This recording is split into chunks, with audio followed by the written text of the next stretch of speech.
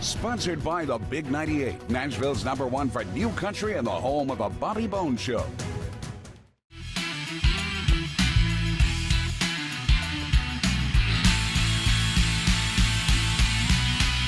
Thank you for having me. You know, you've had so much stuff going on, and what an incredible career so far, particularly now that you're working on your solo stuff. And I love the song Freedom and the video that you put out back in 2020. Thank you so much. It was that was a really important project and a labor of love, and couldn't have done it without the support of so many amazing volunteers who really stood and stand behind the Black Lives Matter movement. Right. And it's so amazing too with the song is that it just keeps building up. It's so percussive. Yeah, I come from a really rhythmic background. I grew up, playing all kinds of things, but I was in drumline in high school and spent a lot of years playing various drums to metronomes. Right. So I think of music in a really rhythmic way. And it was really, drums feel like a way to highlight really specific emotions. It felt like the right thing to do for that song. So thank you for that. Yeah. And I got to bring this up too. You know, a lot of people know you before you broke off into your solo career now and touring on your own, to where you played with Lizzo, Graham Nash, Melissa Ethridge, John Batiste, the list goes on and on. You've had some high profile gigs. Yeah, I've been really fortunate to work with a lot of really incredible people. There's not much to say other than, it's been fun. But yeah, especially when they're calling you and saying, come on, Celisse, come on and play on this. Yeah, again, not a ton to say other than, yes, it's been amazing. That appearance with, actually, I played with Lizzo and John both in 2019. That was a really fun year. Fun, actually, both of those things, Tiny Desk with John and Lizzo, both happened in like the last, 2 months of the year. It was really like a great way to go out. I would say. Well, you know, it's interesting too. Some of our viewers may not realize that you also have a very theatrical background from your time with Wicked and Godspell. Yes, that's right. Many people, or most people these days, sort of see me and have sort of assume, oh, I've just been a guitarist my whole life, and now I'm kind of having this moment as a solo artist. But in fact, I started in theater. I have a pretty long and robust history in theater. As you said, my very first job, first big job, was being in the first national tour of Wicked, and have done plenty of other theater things. But yeah, I have a big theatrical background and love theater, and we'll go back at some point for sure. Well, it's nice to be able to keep your hands in those different creative areas. I wanted to bring up too that, you know, like so many artists, Celisse, you started out kind of performing and singing in church. Yes, I did. Both of my parents are interesting ones, because they are both musicians, choir teachers, choir directors in church, but also very educated and learned in the music field. On the educational side, my dad has a double undergrad in piano performance, vocal performance, master's in choral conducting. Wow. My mom has a double undergrad in vocal performance, violin performance, master's in choral conducting. So I came from incredibly learned musicians and vocalists. And I have said many times, I was quite literally born into a bed of music out the womb. I was born into this musical family, and I'm really grateful for that.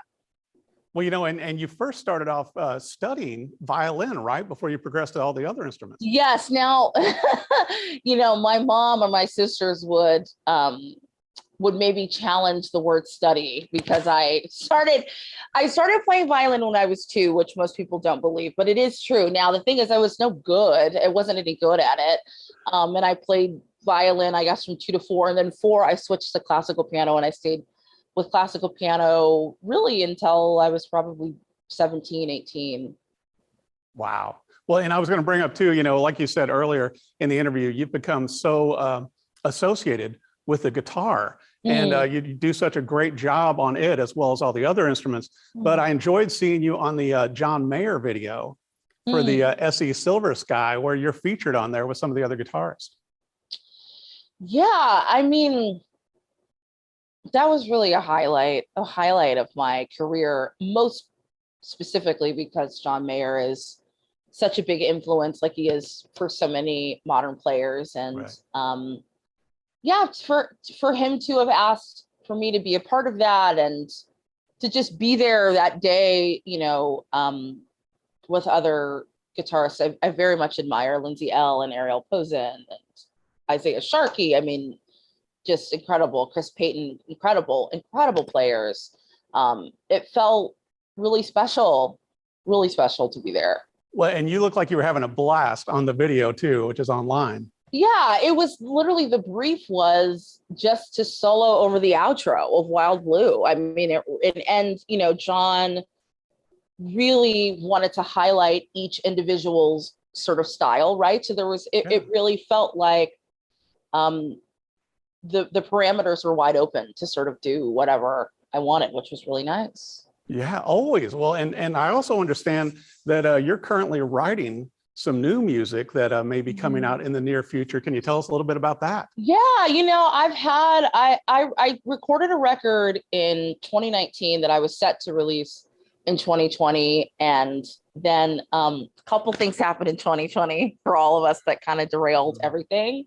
And as I'm sure you know, it's what is an album without the ability to tour it, right? So I sort of sat on it for a while, and then quite frankly, over the time in the pandemic and then when performances started again, it's like I have explored so many new things, so much more has happened, right? And so that music, while I love it and will likely come out in some form at some point, didn't feel like the right thing to do anymore. It felt like there were new things to say. Wow. So that's where I'm at, really writing, working on some things with myself, also a ton of collaborations with people in Nashville and in Memphis and New York and all kinds of places. So I'm really excited, very excited for that music.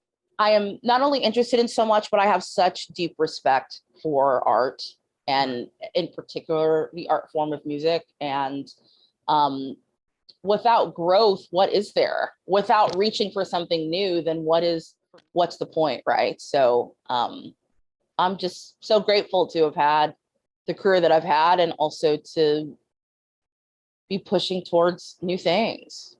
Well, speaking of new things, in between touring and working on new music and everything else you're doing, you're also the creative director over the Sister Rosetta Tharpe collection. How did that come about? Wow. Well, my relationship with Gibson started about mid 2019. And, at the time, my lovely artist relations contact, Ray Vinton, had reached out to me and said, I've just been seeing you online and we'd love to work with you. And if there's any particular guitar that you want to check out, just let us know. And I immediately was like, yes, 1963 SG custom. This is what I want. The reissue, it's been a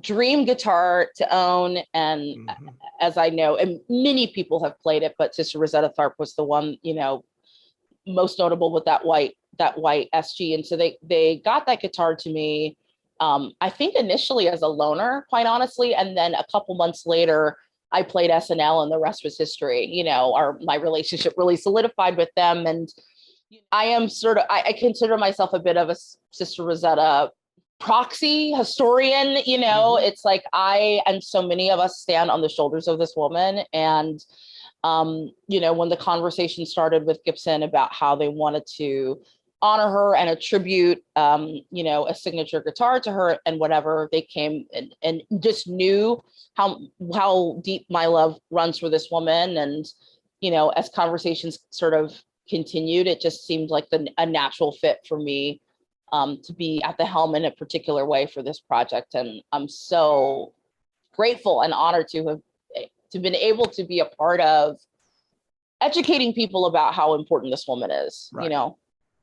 I think it's amazing because I just love the footage that's come up now and everything else, and giving her the credit that she is due. And like you said too, with that model, you know, of SG that she played, but it's so powerful. And I'm so thrilled you're involved with that. You know, we're talking about you're touring also, and you're going to be at the Pilgrimage Festival in Franklin, September 24th and 25th. Are you pretty excited about that?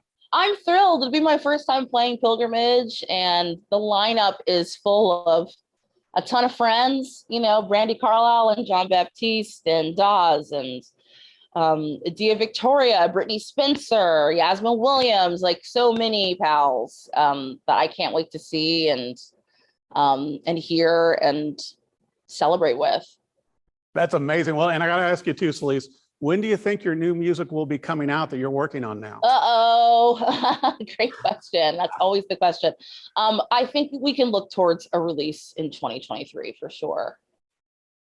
Exciting. Very exciting. Well, I want to make sure for our viewers also who, you know, obviously they've seen you on TV and in so many musical roles. And now as you're expanding your solo career, where should they go for everything about your tour, your music, all this on the web and social media? Great question. My website is easy. It's celisse.com.